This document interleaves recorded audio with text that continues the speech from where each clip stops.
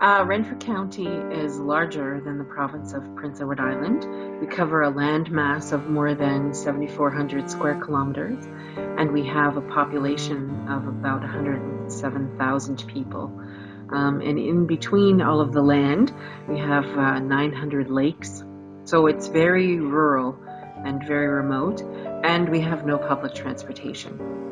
Having access to public transit is a key part of being able to flee violence and in being able to access support. So for example, it's oftentimes from one end to the county can be up to 2 hours of drive. So if you're wanting to go and even access counseling, you might have to drive an hour and 45 minutes to get to the center. Then you have your hour-long session. Then you have to drive that very distance back. Most people can't do that in an evening. There's issues around childcare, and that's assuming you have a car, which not everyone does. And even if you have a car, you still need access to gas money. If you live with your abuser, just taking the car and leaving when there's only one vehicle in a rural area, not always very feasible. So a lot of people don't see the links between public transit and ending violence against women, but they're actually quite clear. Well, I think because our population is small, and even though we're spread over a large land mass, many people are aware of their neighbors, and they're also very connected to them through work, or they're related to them. So everyone potentially ends up knowing everyone else. So for instance, if you've been sexually assaulted and you wanted to go to the hospital for some support, it's very possible that you might choose not to go to the hospital because you know that the perpetrator's mother is the emergency room nurse. So that would prohibit you from seeking services simply because you know that you would be known where you would go. When you are in a rural area where everybody knows every cop in town, your kids play hockey with the guy who's the local crown, you grew up with the judge, there's a history and baggage that comes with every single ask for help that you don't get necessarily in an urban area.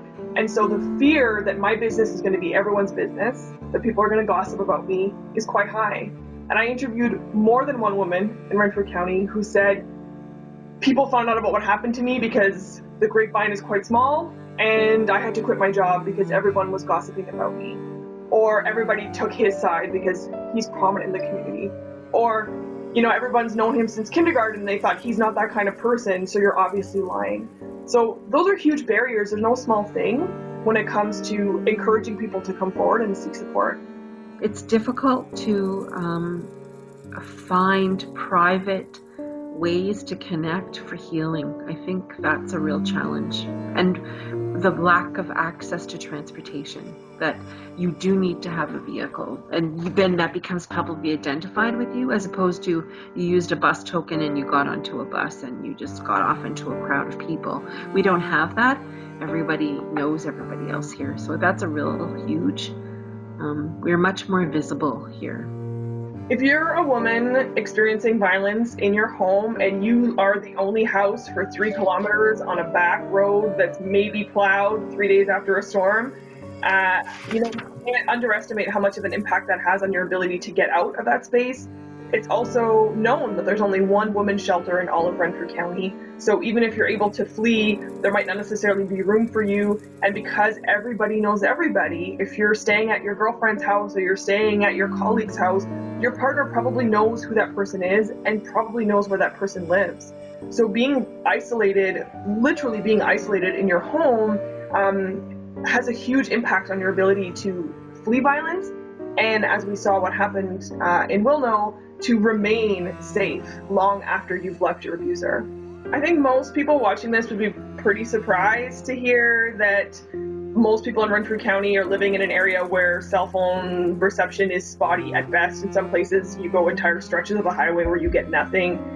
High-speed internet is something most people take for granted in this country, but is not the norm in areas like Renfrew County. So certainly, if you don't have access to your own phone, so if you just only have access to a landline at best, and you live with your abuser, then the chance of you being able to pick up that phone and call for support with him around, pretty slim. The chances of you being in a situation of violence where you can discreetly ask for help, pretty slim. And then even just Googling for support, even just kind of doing your own internet search to figure out what options are available to you, really hard to do on the sly when you're dealing with old school speeds of internet. The fact that the Women's Sexual Assault Center has a 1-800 number is not because they're trying to be fancy, it's because it's literally long distance to call from one end to the other of the county. That's how huge the county is. And once again, that's assuming you even have cell phone access. It's very challenging also too in Renfrew County because we are very rural. We have a large farming community. So when a woman is tied to, her livelihood is tied to the farm, and her animals are part of that as well, it's difficult to leave because, number one, you don't have any financial resources once you leave, but also those animals might still be in the care of the perpetrator.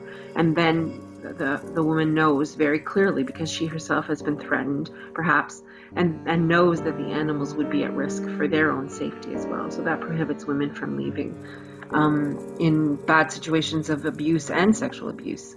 Can't take a dog to a shelter, but maybe your dog is the only thing you have left in this world. But when you're in a farming community, that's not just your pets, those are your livelihood. That's livestock that you've invested in. So you can't take that with you, and you're afraid to leave it behind because you don't know what he's going to do about it or if you'll ever see it again. And in a community with so few economic opportunities, that's a huge decision to make. It's not just about possessions that you can just say, well, your life is more important, but I have to continue living after this and making a living, and being in this physical space is how I make a living. So it's very complicated in a way that I don't think we talk enough about, because we have a very urban understanding of this issue. I think that because many households here have weapons for hunting, those weapons are often used as threats against the woman or her children or beloved animals in the household as well. That definitely, as we saw on September the 22nd, weapons are a huge impact in terms of seeking help and support. They are a message that says you will not defy my will. And they're everywhere here in Renfrew County.